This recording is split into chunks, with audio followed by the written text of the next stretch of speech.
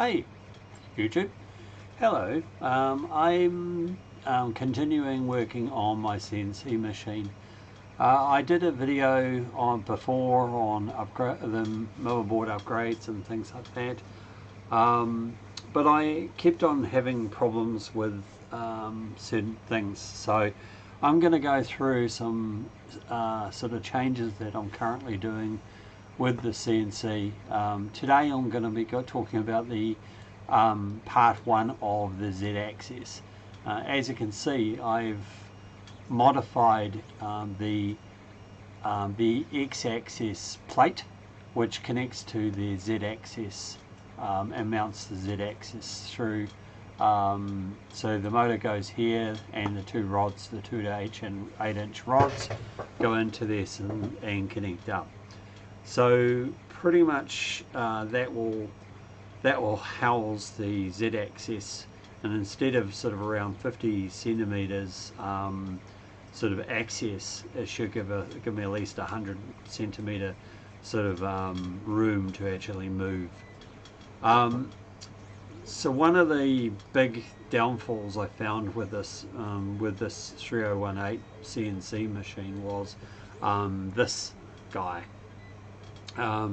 Here's a rod that goes into the in between here, and he basically stays there to make it stable, and I found, because this is smooth, these keep coming out. I tried glue, I tried all sorts of things to keep them in, but no such luck. And they're a specialized one too, so you can't just go down the shop and buy one, as I sort of found out.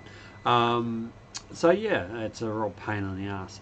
So what I've planned to do is actually put in these. I purchased these types of connectors on either end, and one's screwed and one's using a spring in the thing. So that will give it an anti backlash connection, and it will make it quite stable. And I'm going to be doing similar to that with the Z-axis. I'll be using this the rounded type connection, which I'll explain in a future video. So what have I done to this CAD drawing? I can't take all the credit. Someone actually designed some of this, but I have modified this quite considerably. As you can see, I've added that where screw holes, so where it can stay, and obviously the same on the other one. And also what I did find is the holes were 9 centimeters where the rods go into, and it's really sort of about 8 millimeters, which meant that the rod was pretty much would go in there and just be loose, which you can't have when it's the stability of the unit. Also, as you can see, I have put in the limit switch plates. So what that means is they can just go nicely in there and control the limits. In a future video I will sort of show you the modifications that I'm going to do to the Z-axis actual